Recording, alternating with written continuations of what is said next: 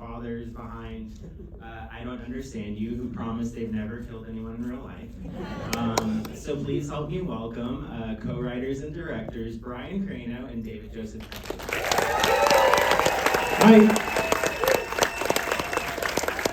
Thanks for coming. Hi guys. I won't admit to anything. That's smart. So I just want to start off with a fun little fact. My favorite little fact about the movie is that that's your actual son at the end. Yes, that is Washi. Many people here know Washi, so I feel like it's a beautiful homage to him. Yeah. Yeah, we talk about the movie as like a love letter to him, which is kind of weird, Sadistic. having seen it. But he was great in it, I thought. Yeah, he made an adorable on-screen debut. So before we get into like the inspiration for the film, can you tell me how y'all met? I know y'all are both from the film industry for your own respective careers. Yeah, we were set up on a blind date by an agent, which is funny. The first date was awful. Was not great, yeah. But then I recovered. We made up for it, and we're now together for 15 years. Yep. We only recently started working together, so we'll see how it goes. Anything's possible. Yeah. So tell me, how was the film inspired by your own adoption experience? Okay, so we had been in the adoption, pretty much the first act of the movie is true, more or less. We'd been in the adoption process, we'd been scammed once, and then we connected with a different birth mother right as we were going on this trip to Italy. We really did get stuck in the woods for hours. There was a lot of yelling at each other.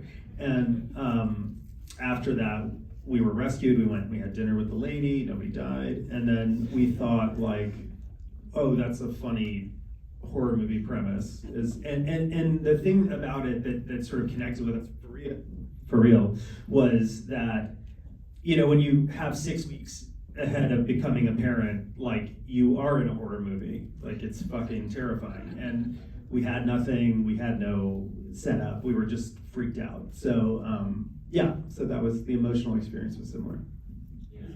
And tell me a little bit about how Joel Edgerton played into, pushing y'all to get it on the big screen. Yeah, no, I had worked with Joel for about 12 years prior to making this film. And when I worked on him with The Gift, Boy Erased, several other projects that he worked on. And when we left Italy, we kind of pitched this to him as a horror movie, and he said to us, oh, there's Axel. He basically said to us, you need to write this or I will. So we took the reins and took it aboard.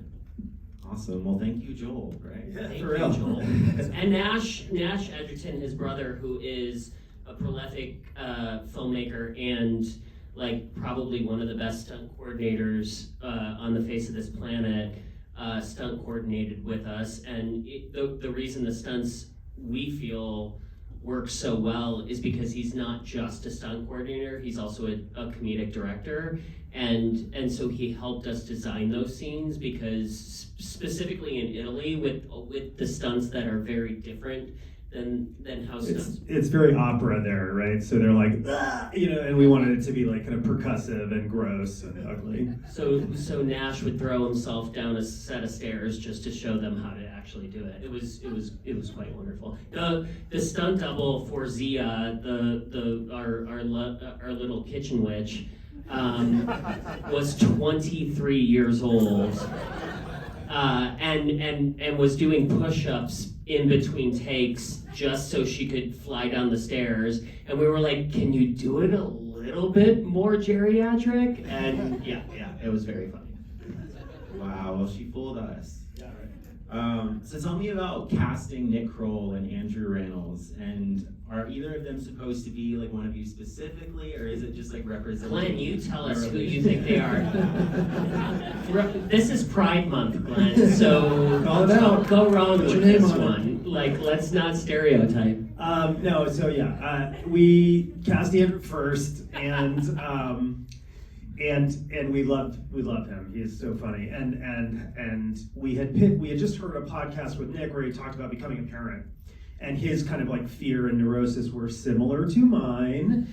And so we thought we would ask Andrew what he thought of that, and he loved the idea because they're friends. And Andrew slipped him the script, and before we could submit an offer, and Nick was like, "I'll do it, sure, great." Yeah, it was sweet. And also tell me about casting Amanda Seyfried as the birth mother and, you know, the significance of that role in this story. Yeah, I mean, Amanda is a dear friend of ours, and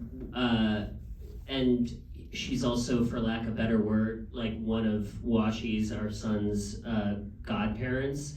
And so it felt really organic to introduce her into the fold. And like, there was a sort of like, should we put such a famous actress in this role? But like, it felt so right, and she felt so right for the character that we just, it was one of the most perfect kind of like mind melds. Yeah, also it's like that character gives you like permission to not hate them a lot, and if like she wants them to have the baby, you're kind of like, okay. So you know, it's useful. It was useful to have someone that you really connect to. Yeah, one of our biggest messages that we tell in the movie is like so oftentimes in social aspects, like in adoption stories, the birth mother seems like a negative character, somebody who like and our experience as human beings, it was so opposite that. We had such a beautiful experience, and the birth mother of our child is probably the bravest person we've ever met in our life, and we wanted somebody to convey that in such a special way. Well, I think she did a beautiful job in that role. Tell me what it was like returning to Italy, because obviously it was based on a real trip, and you also worked with like an entirely Italian crew, correct? Yeah, so it was like 7 Americans and 150 Italians. And we got there and we're like, oh, we're doing the movie while we're making the movie. Like, this is crazy. But they were so great, and living in Italy for 6 months for work is a great idea. Everyone should do that. And yeah, no, it was like a lovely experience. They do things very differently there than we make movies here. Everyone down to like the drivers have read the movie. They know what you're going to do that day. They're like, everybody's on the same trip. It's really sweet. This is my favorite scene. Yeah, this is my favorite scene. We got a lot of that. Nice. But tell me a little bit about, I guess, that cultural/language barrier that, you know, fuels all of the comedy in this movie as well.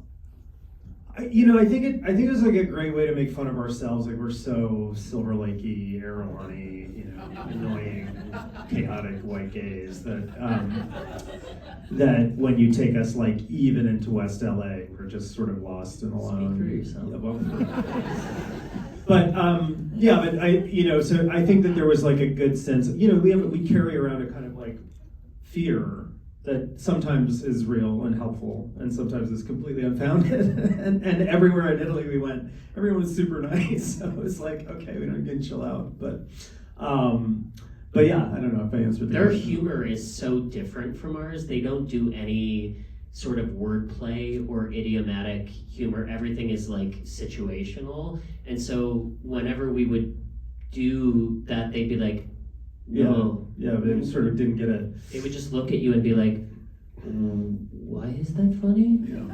And you'd be like, you'll see get it. You'll see. Yeah. That sounds pretty humbling. I love it. You have to just buy into it, otherwise it'll make you insane. And one thing I loved about this, especially during Pride Month, is just the message that, gay parents, like any other parents, would do anything for their kids. And I love how this movie just has such a complex depiction of LGBTQ people. So tell me about, I guess the importance of... The TED Talk? You want the TED Talk? Yeah, the TED Talk. No, I mean, it's we'll often play this game like, tell me a movie in which fill in the blank, right? So like, tell me a movie in which like there are leading queer characters in a comedy in a movie theater, and it's like, it's hard to do. It's hard to figure that out. And we wanted to do there's a huge amount of all of the cinema that we were raised on and about gay people is about gay people suffering. and gay people like coming out and suffering, or gay people getting AIDS and suffering. And it was like, that's so valuable historically, but not necessarily where we are. And it was useful to like do something else and to kind of talk about a family building exercise, and also like not do victims but do villains. That was the idea.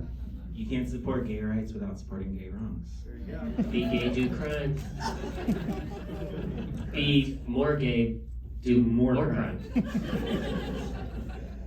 Nice. Well, Sorry. We're really dumb. Sorry. We've been talking no, about I last love week. it. That's great. Gay crimes are my favorite. So. Gay. Pete's Dragon? But anyway, that's all I have for you guys. I just wanted to say thank you so much. It was such a fun film. I love a good, camp, queer, dark comedy, just in time for Pride. So thank you. Thank guys. you. Thank y'all for coming. Thank you.